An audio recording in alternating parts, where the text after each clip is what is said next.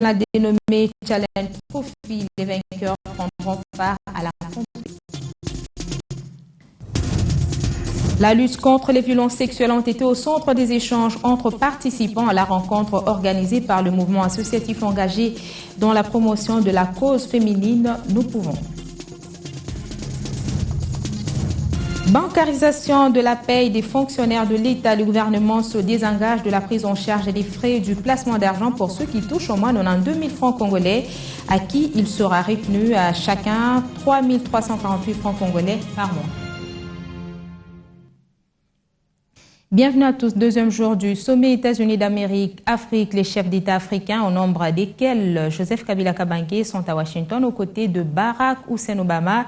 Et en RDC, des avis divergent pour son appréciation. La majorité dénonce l'ingérence américaine dans les affaires intérieures congolaises, alors que l'opposition trouve que ces assises n'apporteront pas grand-chose à l'Afrique. Pour une région prometteuse comme l'Afrique, il est normal qu'elle attire la convoitise des grandes puissances du monde. Après l'Europe et la Chine, les États-Unis se lancent dans la course avec le sommet auquel participent les chefs d'État africains. Pour l'opposition de la République démocratique du Congo, la vision n'est pas la même. C'est une rencontre dont les retombées sont relativisées. Délice Essanga, coordonnateur de l'opposition républicaine, estime qu'il ne s'agira que des questions économiques et de bonne gouvernance. Nous avons des problèmes de structure de croissance, parce que c'est une croissance basée essentiellement sur l'exportation des matières premières, et notre insertion dans l'économie mondiale reste faible en termes de valeur ajoutée, et donc ce qui complique la manière de traiter les problèmes liés au chômage, au sous-emploi et à la pauvreté. Ça, c'est important qu'au terme de ce sommet avec un pays comme les États-Unis, un des grands pôles économiques mondiaux, on puisse trouver des solutions. En même temps, nous avons des problèmes de gouvernance dans nos pays, qui sont des problèmes qui se posent en termes de démocratie, en termes d'enracinement de l'état de droit, qui participent tous de la gouvernance et de la résolution des premiers problèmes que j'ai évoqués. Donc c'est généralement de gros enjeux, mais nous savons aussi qu'il n'y a pas beaucoup d'espoir en termes de ce type de sommet. Est-ce que les beaux discours sont faits, mais est-ce qu'ils sont suivis des faits? Ça laisse savoir. Du côté de la majorité, Claude Machala, cadre du PPRD, se montre plutôt très critique face à l'immixtion des États-Unis dans la gestion de la chose publique en République démocratique du Congo. Allusion faite à la position américaine face au projet de la révision de la Constitution. Parmi la cinquantaine d'États qui composent les États-Unis d'Amérique, il n'y en a aucun qui s'appelle la RDC. Donc que Washington ne soit pas content, c'est un point de vue. Surtout que le monde est en devenir à se globaliser, c'est un point de vue qu'il faut prendre en considération. Mais chercher à nous formater à un modèle que eux cherchent même déjà à vouloir voir être dépassés chez eux, je crois que là nous ne sommes pas d'accord. Il n'y a pas très longtemps ici, nous venons tous de suivre qu'il y a un sénateur américain, je crois que ça doit être Serrano, something like, qui vient d'introduire une requête où il souhaite assez que la limitation des mandats présidentiels aux États-Unis d'Amérique soit révolue. Il n'est pas traité de fou. C'est normal, c'est son droit, c'est la démocratie. Et dire qu'aux États-Unis d'Amérique, ce n'est qu'après 150 ans qu'on a pensé vouloir faire ce qu'on est en train de chercher à nous imposer ici. Ceux qui ont suivi par exemple le président Sassou sur RFI ont plus qu'été édifiés parce qu'il y a une jurisprudence sur le plan international. Angela Merkel avait-elle le droit de se représenter encore devant le peuple allemand? Je ne pense pas, mais elle est là. Elle a brigué un troisième mandat, elle l'a obtenu. Et ça ne dérange pas. En attendant la fin du sommet, pour tirer des conclusions définitives, on sait que ces échanges sont placés sur les signes du renforcement de la coopération entre le pays de l'oncle Sam et le continent noir. La majorité et l'opposition ne développent pas des divergences au sujet uniquement du sommet de Washington. Elles sont divisées aussi sur la Constitution, qu'il faut réviser ou pas. Après la prise de position du PPRD favorable à la révision, l'opposition a réagi hier par un point de vue contraire au cours d'un meeting tenu sur la place Sainte-Thérèse à Njili. La Constitution de la République démocratique du Congo elle-même a prévu la manière dont elle peut être modifiée. S'incruster dans cet interstice, c'est aussi respecter la Constitution. Ce sont là les propos du secrétaire général du PPRD qui donnait ici la position de son parti quant à la révision de la Constitution. Pour ces derniers, cette démarche est tout à fait constitutionnelle. Une prise de position que ne partagent pas du tout les membres de l'opposition qui passent à l'offensive. Dans un meeting populaire organisé à la place Sainte-Thérèse, ses opposants disent non à la révision constitutionnelle. Nous sommes donc venus aujourd'hui dire non à la révision constitutionnelle ou au changement de la Constitution. Nous sommes surtout venus dire non au fait que Kabila considère que son mandat est fini en 2016. Et après, un autre Congolais, parmi les candidats présidents, peut être choisi par des Congolais pour en être le président. 24 mois avant une élection, il n'y a pas de révisitation constitutionnelle. Tout simplement parce qu'il faudrait déjà au moins 4 à 5 mois de campagne, et puis commencer cela, et nous aurons déjà à 16 mois des élections. La lutte est donc ouverte, les débats politiques, juridiques est lancé. On espérait que le bain de foule de l'opposition allait se dérouler sans débordement, mais il y aurait dérapage, selon le procureur général de la République, de la part du secrétaire général de l'Union pour la nation congolaise qui a été interpellé pour offense au chef de l'État. Bertrand Ewanga va répondre devant la justice, comme l'annonce Florie Kabangenoubi. Il y a M. Ewanga, Bertrand Ewanga, qui a été interpellé, qui est arrêté, il sera poursuivi des instants qui viennent devant la Cour suprême de justice pour offense au chef de l'État. Dans notre pays, il y a une sorte de perversion, qui tend à s'installer dans la classe politique.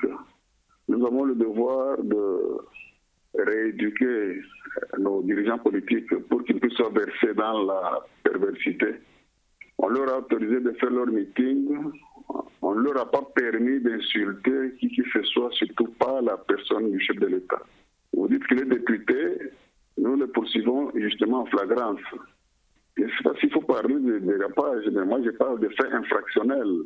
Ils ont commis des faits infractionnels, c'est pourquoi nous l'avons arrêté et nous le poursuivons en flagrance. Les frais du transfert des salaires des fonctionnaires de l'État qui touchent au moins 92 000 francs congolais ne seront plus assurés par le gouvernement et par conséquent, à chaque paye, chaque bénéficiaire verra sa rétribution retenue de 3 348 francs congolais. Ces éclaircissements ont été donnés hier par le vice-gouverneur de la Banque centrale du Congo.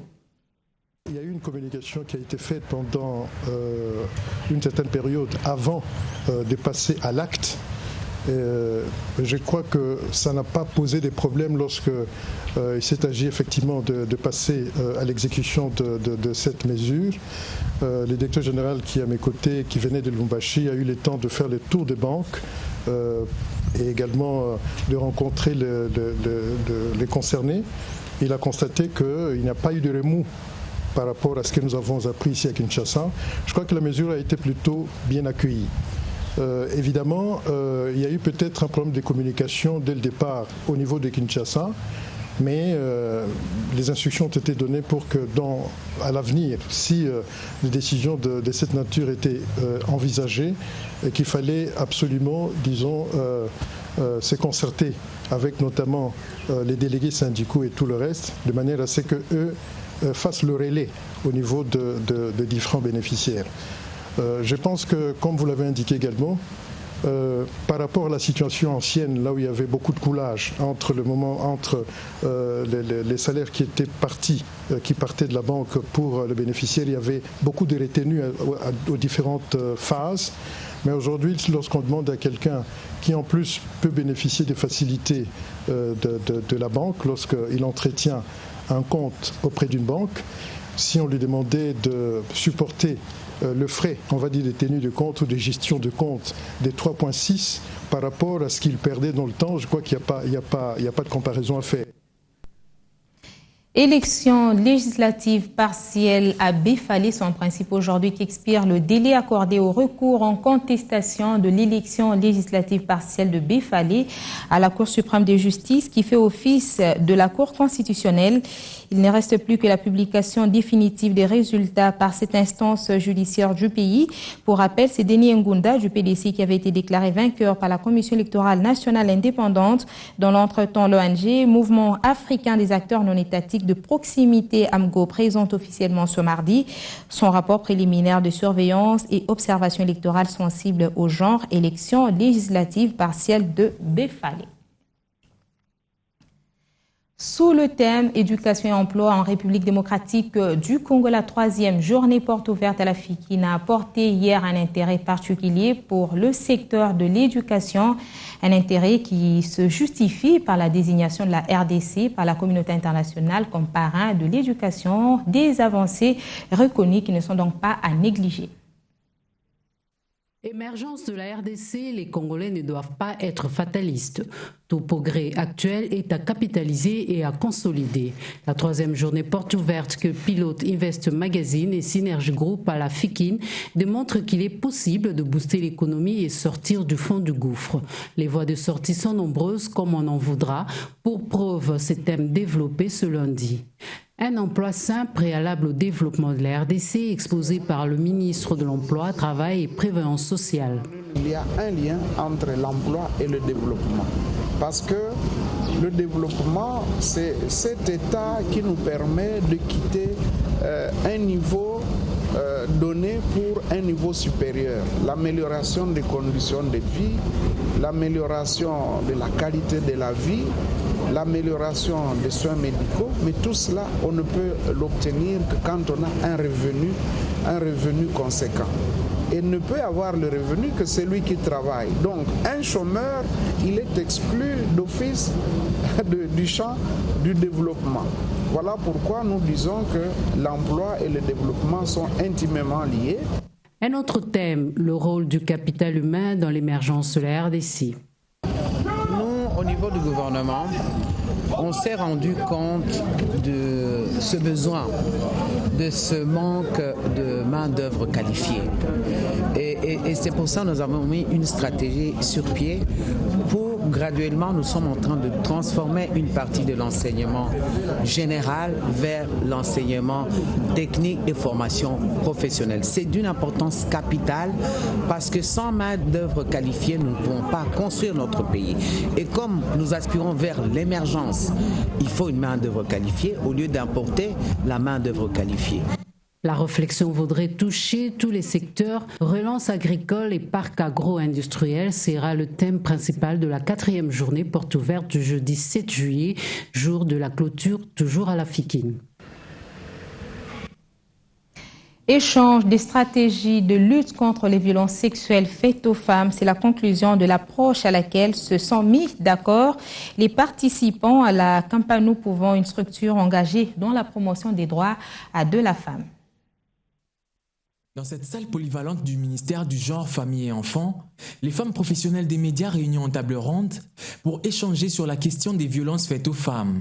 Pour faire large diffusion de cette lutte, les femmes des médias qui sont elles-mêmes victimes des violences sont indispensables. Voilà pourquoi la campagne dénommée Tous Nous Pouvons les a réunies pour arrêter des stratégies d'action. Le but, c'est de pouvoir consolider que l'action que nous avons commencée il y a 18 mois maintenant. Les femmes professionnelles des médias se sont engagées, à bâtir un réseau vivant de travail entre professionnels des médias. Deuxième, c'est par rapport à la solidarité active qu'elles ont décidé de bâtir entre elles pour éliminer tous les stéréotypes qui entourent l'image de la femme professionnelle des médias spécifiquement, mais celle de la femme d'une manière générale. Troisième recommandation, engagement, elles ont décidé d'institutionnaliser ces forums et je crois qu'elles vont se regrouper trimestriellement pour faire les points. Les participantes de cette table ronde se disent quant à elles satisfaites de l'initiative. Je suis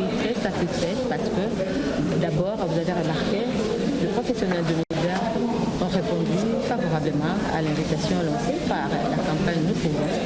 Les professionnels de médias ont arrêté des stratégies, comment s'accaparer, comment s'imprégner de la campagne.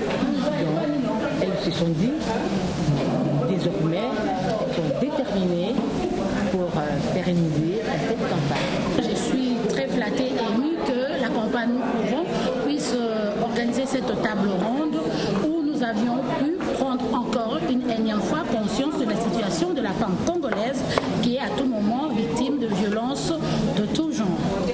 Après les femmes professionnelles des médias, la campagne Tous Nous Pouvons compte réunir les autres femmes œuvrant dans les autres domaines de la vie sociale et professionnelle. La question de la démarcation des frontières communes entre la République démocratique du Congo et le Rwanda est au centre depuis ce lundi 4 août 2014 des travaux qui réunissent les experts de ces deux pays à Goma dans le cadre des travaux de la commission mixte RDC-Rwanda. Les représentants de ces deux États sont optimistes quant à la réussite de ces discussions. Ces assises ayant un caractère sous-régional tenteront de trouver une issue quant à cette problématique des frontières, longtemps sujet des conflits entre la RDC et le Rwanda, surtout avec les derniers affrontements entre les armées de ces deux pays à Kanyesheza dans le Nyiragongo au mois de juin. Ouvrant ces travaux, Julien Paluku Kahongia, gouverneur du Nord Kivu, est plus optimiste. Permettez-moi donc de saluer la prédisposition de nos deux chefs d'État, de nos deux gouvernements, à pouvoir trouver une solution durable à cette épineuse question de souveraineté en acceptant d'envoyer les experts que vous êtes afin de vous pencher sur cette problématique. Nous espérons donc que les résultats de vos travaux permettront de mettre définitivement fin à des accusations mutuelles de violation de nos territoires respectifs et de nous concentrer désormais sur le développement basé sur les relations de bon voisinage. À la question de savoir la vraie source des conflits entre la RDC et le Rwanda, le chef de la délégation rwandaise, M. James Ngango, répond ce qui suit. Non, la frontière entre les deux pays n'est pas complètement démarquée. Il va de soi qu'on s'y attache et qu'on finisse la tâche. Pour le chef de la délégation congolaise, M. Nguya Dila, il faut que les peuples de ces deux pays s'entendent pour une stabilité dans la sous-région des Grands Lacs. Nous sommes deux États voisins, nous sommes des peuples voisins et des peuples frères. Nous sommes obligés de coexister. C'est un problème d'administration, c'est un problème d'exercice de la souveraineté et on doit savoir où s'arrête le territoire de tel et tel État. Notons que ces assises qui réunissent les experts rwandais et congolais dureront 4 jours ici à Goma. Des confrères nous accompagnent dans cette édition du journal à travers les lignes délogées depuis quelques jours du site de Maluku. Certains expulsés de Brazzaville pour qui s'habituent à la référence plus, sollicitent plus de moyens financiers du gouvernement pour leur réinsertion sociale à Kinshasa. Des expulsés originaires de Kinshasa sans moyens passent la nuit à la Belle Étoile devant certaines maisons communales. Ces expulsés sans toit disent être abandonnés à leur triste sort. Selon le ministre des Affaires sociales, Action humanitaire et solidarité nationale, près de 145 000 Congolais sont arrivés à Kinshasa de Brazzaville, d'où ils avaient été expulsés dans le cadre de l'opération Mbate Mukolo menée par la police du Congo-Brazzaville.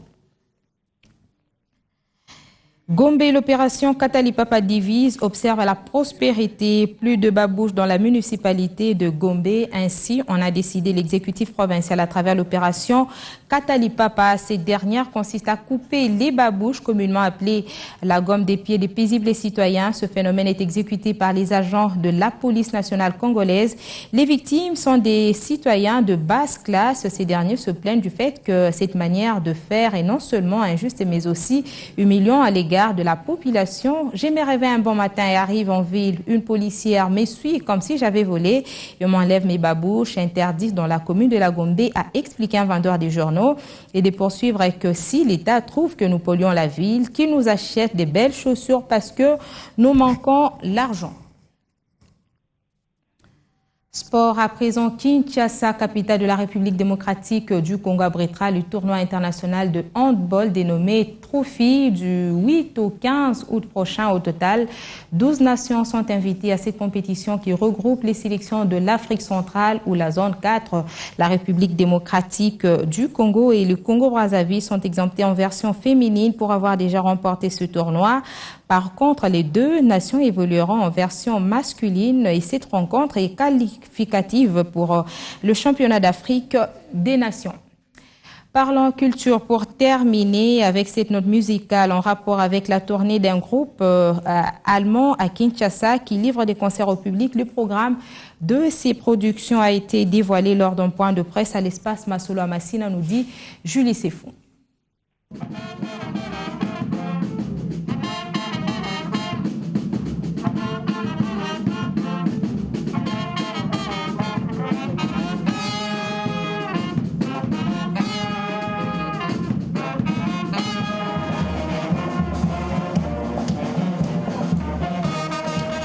Jeunes Allemands et jeunes Congolais réunis autour du partage de la musique.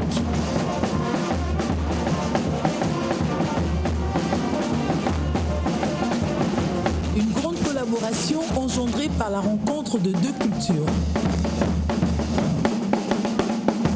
Après plusieurs tournées en Allemagne, il était temps que les jeunes de l'autre côté viennent en République démocratique du Congo. Le premier groupe présent au pays a confirmé les prestations jumelées avec les jeunes Congolais du 8 au 25 août prochain. Bela Congo, qui signifie la région montagneuse Allemagne en relation avec le Congo, a livré ses motivations en venant à Kinshasa. Nous sommes venus palper les réalités. Après 4 années d'échanges, s'est développée une grande solidarité entre les jeunes de Kinshasa et ceux d'Allemagne. Ainsi, on a développé des échanges et des coopérations entre l'Allemagne et la République démocratique du Congo. Quand les jeunes Allemands donnent des concerts, au-delà du spectacle, il y a aussi l'aspect social. Ils récoltent des moyens pour pouvoir sponsoriser l'espace Masolo. Ainsi, ils se sont fait ambassadeurs de jeunes Congolais en Allemagne. Du choc des milieux sociaux des jeunes Congolais et Allemands a jailli plutôt la réelle perception des réalités de deux pays, source d'inspiration réciproque pour l'art. L'espace Masolo, qui encadre les jeunes Congolais en rupture familiale à travers l'art multiforme en vue de leur réinsertion de la société, travaille en étroite collaboration avec des centres de récupération. On les choisit par rapport aux critères qui sont fixés de commun accord entre nous et les centres partenaires, par rapport à leur âge, par rapport à ce qui se fait ici à l'espace Masolo, parce qu'on essaie de sensibiliser les jeunes là à la base pour qu'ils s'attendent, pour qu'ils sachent en venant à l'espace Masolo à quoi ils doivent s'attendre. Les jeunes Allemands et Congolais donneront gratuitement, à partir du 8 août prochain, des spectacles de musique populaire pour faire entendre leurs rêves.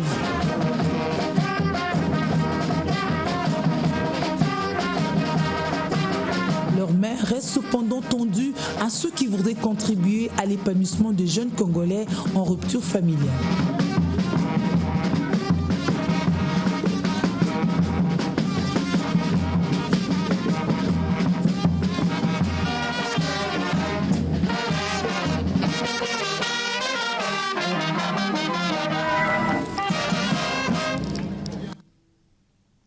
Fin de ce point d'actualité, Madame, Messieurs, merci de nous avoir suivis. Prochain rendez-vous 15h30. D'ici là, portez-vous bien.